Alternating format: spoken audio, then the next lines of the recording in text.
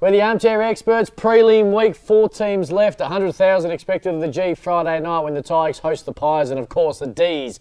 Everyone's second favourite team right now. The fairy tale story travel to Optus Stadium on Saturday to take on the Eagles, who have been sitting down, relaxing after a win a couple of weeks ago against the Pies. We might start with Friday night. They haven't played a final since a 1980 granny. Since the granny. Kevin Bartlett kicked 7 in that game. Who won the game? Oh, memories. Who won the game? Richmond by a lot. Good. 80 points. Well, anyway, there's 113,000 there that night. There won't be that many on Friday night. No, only holds 103,000 now. 103,681. You know, they used to sit on the grass out there? When? Oh, back in the day. Back in the day. Back in 1980. Well, there's no grass this time because you've all got to have a seat or a couple of standing room, but it's going to be a ripping game.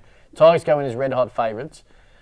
Maynard did a great job on Toby Green last week. I'm going to start with him. Who does he play on? Oh, interesting one. Pretty small forward line, as we know Richmond's got. Does he play on Rioli? Could he take Rioli, or is he too quick and agile for Maynard? I'm looking at the Collingwood's back 6. It's either Crisp or Maynard that could take Rioli. Maynard doesn't go to caddy? And no chance? No, I think that might be a job for Langdon. Yep. Geez, he was good that prelim final. He was. I mean, not prelim final. That's semi-final last week. But that's what he's done particularly well. Like, we talk about intercept marks and how huge it is in today's AFL. Langdon's made a huge job of it this year. And the defensive structure and unit and the way they back themselves in, even when they're missing players through injury, Langdon allows himself to do that and actually run off the half-back flank. So that's an enticing matchup. Do you think the sack takes Jack? Tyson, sack on Jack? I'm not being disrespectful to Tyson Goldsack, who's, of course, a premiership player.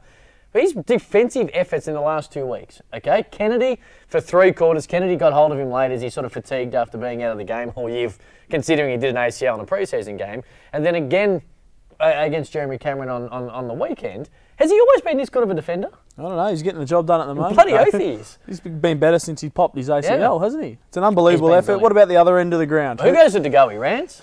I think they'd look at that game and think, he's their most dangerous forward. Let's put our best defender on him. Well, Leon Cameron didn't do it, and I think it hurt the Giants by not having a little crack at Phil Davis. Asprey can take Cox.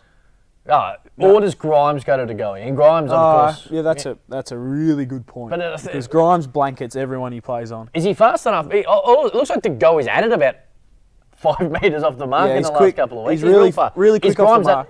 Grimes an outstanding defender, all-Australian-esque. Should have been at least. I think his speed's underrated too, Grimes. I think that's probably the perfect matchup, which leaves maybe Asprey on Myercheck and Rance to take Mason Cox and hopefully drop off and play his natural role. Grundy being outstanding, was outstanding against Rory Lobb, who's of course a lower profile ruckman, probably a bit of a forward. But Nankervis, the premiership ruckman last year, is that something the Pies will try and do and get Grundy on top of Nankervis early? No doubt. Yeah, they will. And I don't think they'll tag. No one in Collingwood midfield. No chance. I don't think they'll tag. They'll just go head to head. Should be a ripping game. Who are you going for? I'm going for the Tigers. I think I love this Pies story. I tipped them to finish top 4, but I think the Tigers are the MCG week off because they've had 2 fairly gut-busting games to the Pies.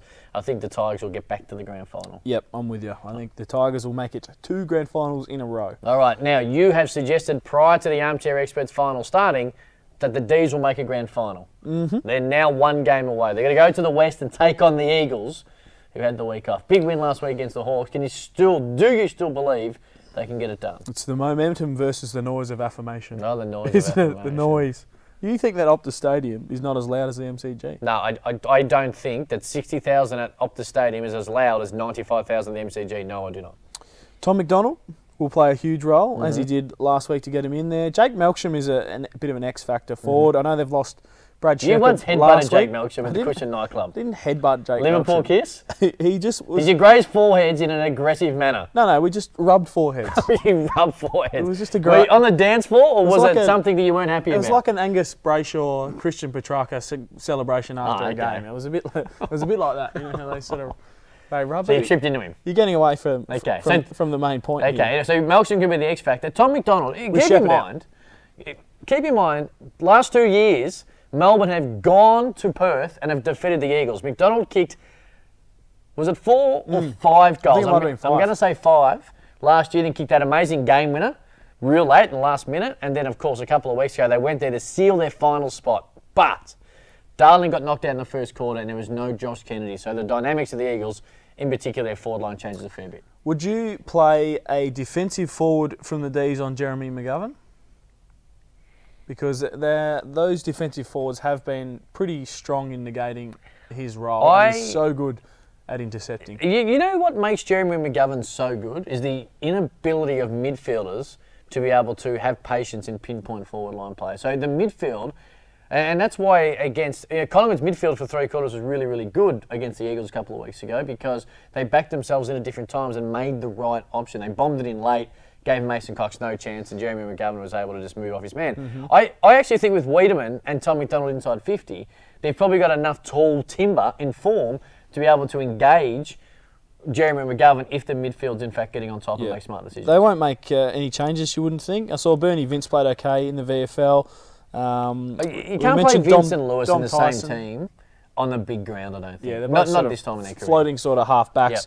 Yep. Frost and McDonald, huge weekends for them, although with Josh Kennedy 2 weeks in now after coming back from injury. He looms likely as the most dangerous forward on the ground. Who comes in for Shepherd?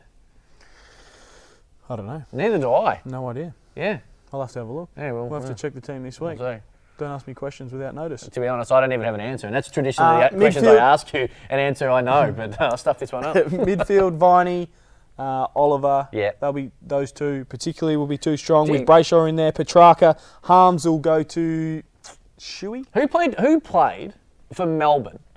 Who played a great game last Friday night? Viney, probably best on ground. Tom McDonald, 4 goals. Oliver was solid. Solid. Yeah, my point is, Brayshaw's second half was terrific. Was better. He only had 11 touches for the game. First half was my quiet. point is, last week it wasn't a night where these Melbourne players played out of their skin, and that's why they won. They didn't all have these outstanding performances. The week before against Geelong, I think a lot of them were really good. Last week it was more of a team even effort, and you didn't have Oliver getting 35. You had Viney doing great things, only second game back, but that's the point. You don't necessarily need one of these Melbourne kids to rip the game apart for them to win. They're all going to have to step up a notch. But they won't. Or 2. Yeah, They won't win? No, they won't. And this is an amazing story, and it sets it up to have Hogan and Lever available at different times in 2019. It's great for the club. The story's great. These fans should be enjoying it. You know what it I sets just it don't up think for? they can beat the Eagles over there. It sets it up for a horrific grand final. A bloodbath, if you will. Because there's no way that West Coast are coming over and beating Richmond. I agree. You know what? For everyone, We're better off me, Melbourne winning no over there. doubt. For us, I'll tell you what. For us, there's no doubt. going. You're right, mate. You want a water? Keep going. Nah, for us, Melbourne winning against either Collingwood or the Tigers, whoever gets through, probably Richmond, would be a better spectacle. Everyone who tells me, it's a myth. It's a myth, this whole West Coast Eagles thing, the MCG. They played really well against Collingwood middle of the year. Their only other 2 wins since the 2015 grand final against the Blues. And both of them were 10 points. Nice work, Rain Man. I could be wrong. Thanks for that. It was close. Either way. I think we've summed it up. We done? Yeah. So what grand final are we going to see, definitely? I'm going to say Richmond, Melbourne. Now, I'm going to disagree. I'm going to say Richmond, West Coast Eagles. But either way, we're set for a ripping weekend, prelim weekend. 103,361, I think, is the maximum of the MCG, and that's how many will be there. There will not be a spare seat on Friday night. We are the Armchair Experts. #ArmchairExperts to get involved.